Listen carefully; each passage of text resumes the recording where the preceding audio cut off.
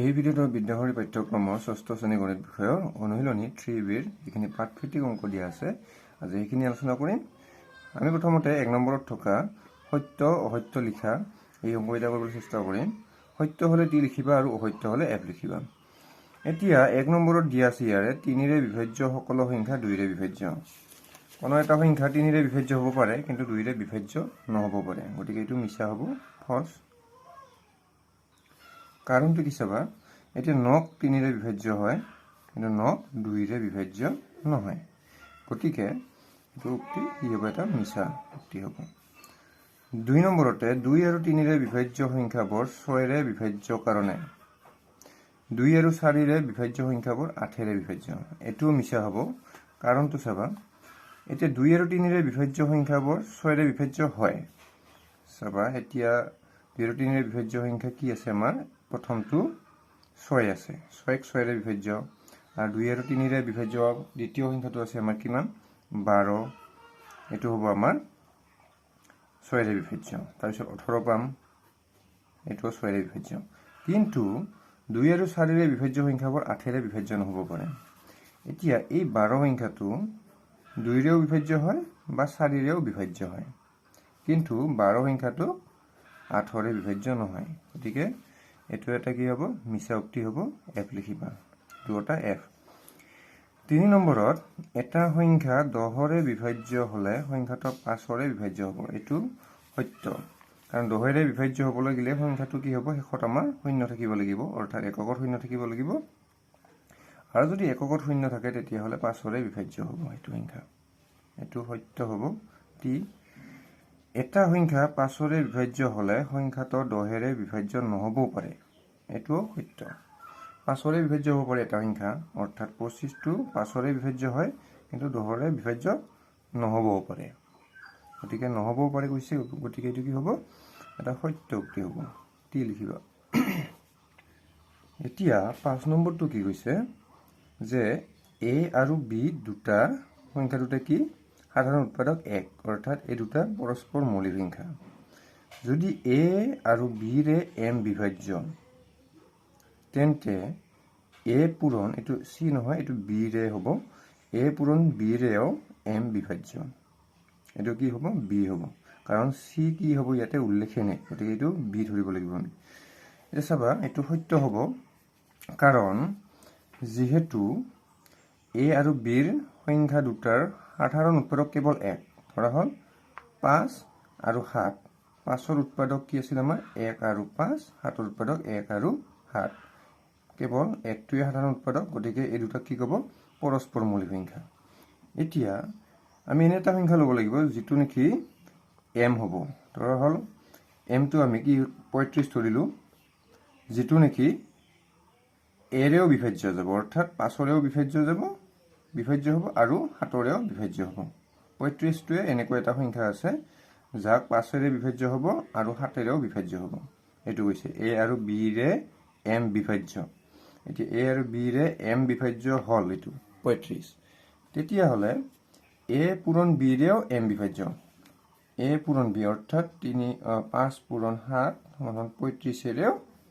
M বিভাজ্য হৈছে, এইটো ৩৫ৰে ৩৫ বিভাজ্য হ'ব, এইটোৱে, গতিকে এইটো টি হ'ব। ৬ নম্বৰ, যদি এ আৰু বি যমজ মৌলিক তেন্তে সিহঁতৰ সাধাৰণ উৎপাদক মাত্ৰ এটাই থাকিব আৰু সেইটো ১। যমজ মৌলিক, এ আৰু বি যমজ মৌলিক। এতিয়া এ আৰু বিৰ যমজ মৌলিক ধৰা হ'ল এ আমাৰ ৫ আৰু বি হ'ল ৭, এইটো যমজ মৌলিক সংখ্যা। ইয়াতে কি কৈছে, তেন্তে সিহঁতৰ সাধাৰণ উৎপাদক মাত্ৰ এটাই থাকিব, সিহঁতৰ সাধাৰণ উৎপাদক কি থাকিব, এটাই থাকিব, আৰু সেইটো কি হ'ব, ১, এইটো হ'ব সত্য। তাৰপিছত ৭ নম্বৰ কৈছে, যদি এ আৰু বি দুটা যমজ মৌলিক সংখ্যা তেন্তে এ আৰু বি উভয়ৰে হৰণ যোৱা আটাইতকৈ সৰু সংখ্যাটো হ'ব কি, এ পূৰণ বি। এইটোৱেই যিটো মই অলপ আগতে বুজালোঁ যে এ আৰু বি দুটা যমজ মৌলিক সংখ্যা, অৰ্থাৎ ৫ আৰু ৭ ধৰিলোঁ আমি, তেন্তে এ আৰু বি উভয়ৰে হৰণ যোৱা আটাইতকৈ সৰু সংখ্যাটো হ'ব কি, এ পূৰণ বি। a পূৰণ b কৰিলে কিমান হ'ব আমাৰ 35 হ'ব a পূৰণ b 35 আৰু এইটোৱে একমাত্ৰ সৰু সংখ্যা যেটো নেকি দুটাৰে বিভাজ্য হয় a আৰু b উভয়ৰে হৰণ যোৱা আটাইতকৈ সৰু সংখ্যা এইটোৱে এটুকৈ আমাৰ লসাগু এটো তোমালোকে পিছত পাবা এটো গতিকে এটো সত্য হ'ব টি ইয়া 8 নম্বৰ যদি m ক 3 ৰে বিভাজ্য হয় ধৰা হল m এটা সংখ্যা লৈছো 9 9 ক 3 ৰে বিভাজ্য তেতিয়া হলে 9 ক 6 ৰে বিভাজ্য হ'ব নেকি নহব নিশ্চয় গতিকে এটো f হ'ব 9 ক 3 ৰে বিভাজ্য হ'ব পাৰে কিন্তু 6 ৰে বিভাজ্য নহয় হৈছে এটো আমি m টো 9 ধৰিছো এতিয়া 9 নম্বৰটো 15 ৰে বিভাজ্য সকল সংখ্যা 3 আৰু 5 ৰে বিভাজ্য 15 ৰে যিবিলাক সংখ্যা বিভাজ্য হয়তো 3 আৰু 5 ৰে বিভাজ্য হ'ব উদাহৰণস্বৰূপে 30 টো 15 ৰে বিভাজ্য আৰু 45 টো 15 ৰে বিভাজ্য তাই 60 টো আৰু এইবিলাক সংখ্যা 5 ৰে বিভাজ্য হয় আৰু 3 ৰেও বিভাজ্য হয় হৈছে এতিয়া 10 নম্বৰটো যদি d ৰ এটা উৎপাদক a আৰু d মানে কি হৈছে b যোগ c তেন্তে a সংখ্যাটো b আৰু c প্ৰতিতৰে উৎপাদক এটো নহব পাৰে কাৰণ d আমি ধৰিছো ধৰা হল 8 d ধৰিলো আমি 8 আৰু b কিমান হল b ধৰিলো আমি 2 আৰু c ধৰিলো আমাৰ 6 2 6 8 হল এতিয়া d ৰ এটা উৎপাদক কি হল আমাৰ 4 ধৰা হল 4 d ৰ উৎপাদক 4 d যেহেতু 8 তাৰ উৎপাদক এটা 4 হ'ব পাৰে 8 ৰ উৎপাদক 4 হয় এতিয়া কি কৈছে ইয়াতে তাৰ মানে a টো আমাৰ কি হল 4 হল এতিয়া a সংখ্যাটো b আৰু c ৰ প্ৰতিতৰে উৎপাদক এই a সংখ্যাটো b আৰু c ৰ প্ৰতিতৰে উৎপাদক হ'ব নেকি এটো নহয় গতিকে এটো কি হ'ব f হ'ব এতিয়া হেল 2 নম্বৰত কি কৈছে যে এইবিলাক আমি উদাহৰণে দেখুৱাব লাগিব 1 নম্বৰ যদি a আৰু b পৰস্পৰ মৌলিক অৰ্থাৎ সহমৌলিক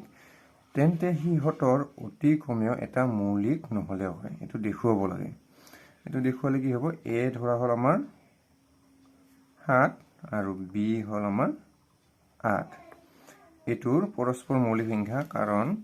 7 ৰ উৎপাদক কেৱল 1 আৰু 7 8 ৰ উৎপাদক 1 2 4 আৰু 8 আৰু সাধাৰণ উৎপাদক কি হ'ব সাধাৰণ উৎপাদক কি হ'ব মাত্ৰ 1 হ'ব যেহেতু 1 সাধাৰণ উৎপাদক গতিকে এই দুটা পৰস্পৰ মৌলিক সংখ্যা আৰু কৈছে কি হিহতৰ অতি কমেও এটা মৌলিক নহলে হয় এটো মৌলিক নহয়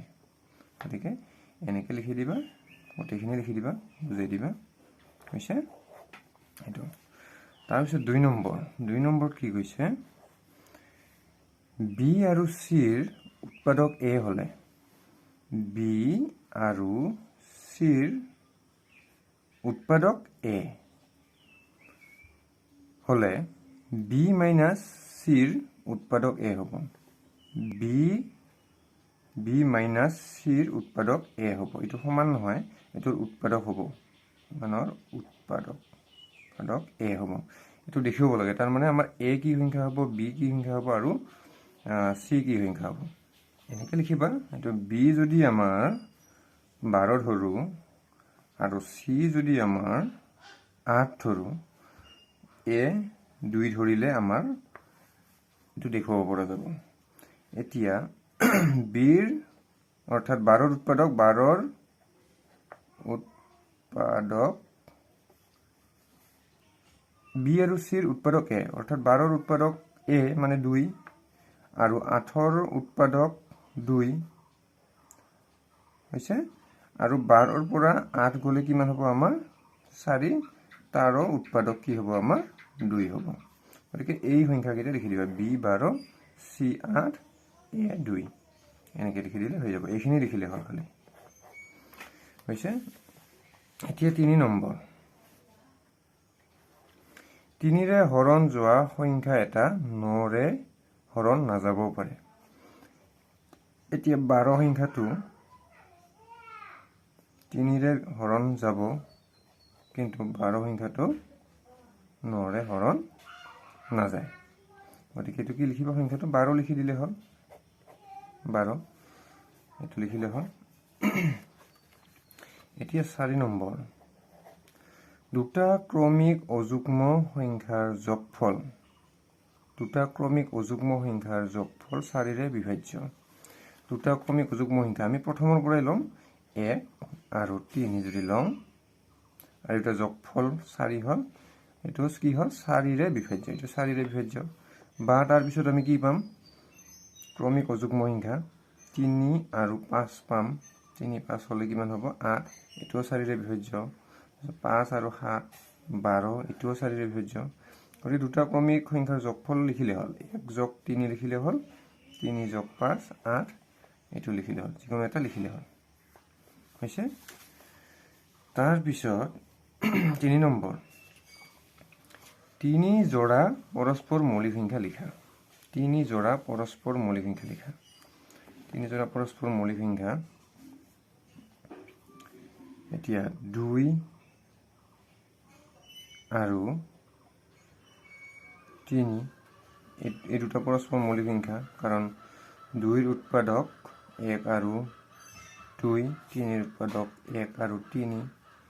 এটো এটা হ'ব পৰস্পৰ মৌলিক সংখ্যা 2 আৰু 3 লিখিবা তাৰ পিছত 7 8 লিখিব পাৰা 7 ৰ উৎপাদক 1 আৰু 7 8 ৰ উৎপাদক 1 2 4 8 পৰস্পৰ মৌলিক সংখ্যা কাৰণ 1 এ সাধাৰণ উৎপাদক আৰু এজো লিখিব লাগে 9 আৰু 10 9 10 পৰস্পৰ মৌলিক সংখ্যা 9 ৰ উৎপাদক 1 3 9 10 ৰ উৎপাদক 1 2 5 10 গতিকে এই তিনিটা এনেকৈ লিখিলে হ'ল 3 জোড়া হৈছে তাৰ পিছত 2 নম্বৰত কৈছে কি এজৰ পৰস্পৰ মৌলিক সংখ্যা লিখা যি যমজ মৌলিক নহয় যমজ মৌলিক মানে কি আছিল যমজ মৌলিক মানে দুটা মৌলিক সংখ্যাৰ মাজত এটা যৌগিক সংখ্যা থাকিলে সেই মৌলিক সংখ্যা দুটাক যমজ মৌলিক বুলি কয় এনেকুৱা লিখিব লাগিব যেটো নহয় যমজ মৌলিক নহয় দুটা পৰস্পৰ মৌলিক সংখ্যা এতিয়া আমি লিখিব লাগিব 13 লিখা 19 এই দুটা পৰস্পৰ মৌলিক সংখ্যা যাৰ যেটো নেকি যমজ মৌলিক সংখ্যা নহয় কাৰণ 13 আৰু 9 ৰ মাজত বহুত আমাৰ যৌগিক সংখ্যা আছে হৈছে এটো লিখিব পাৰা 13 আৰু 19 তাৰ পিছত 3 নম্বৰ এনেকুৱা বহুত আছে তোমালোকে লিখিলে হ'ল এজৰ পৰস্পৰ যমজ মৌলিক সংখ্যা লিখা যি পৰস্পৰ যমজ মৌলিক লিখা যমজ মৌলিক লিখিব দিছে আৰু যি নেকি পৰস্পৰ মৌলিক 19 আৰু 17 আৰু 19 লিখা 17 19 বা 11 আৰু 13 এইবিলাকে এটো পৰস্পৰ মৌলিক সংখ্যা হয় আৰু পৰস্পৰ যমজ মৌলিক সংখ্যাও হয় হৈছে এটো ইয়াৰ পৰৱৰ্তী ভিডিঅ'ত আমি 4 ৰ পৰা 9 লৈকে যিকেইটা অংক আছে সেইকেইটা বুজাবলৈ চেষ্টা কৰিম গতিকে সেই ভিডিঅ' নটিফিকেশন পাবলৈ হলে চেনেলটো সাবস্ক্ৰাইব কৰি বেল আইকনটো প্ৰেছ কৰি দিবা আজিলৈ দিছো ধন্যবাদ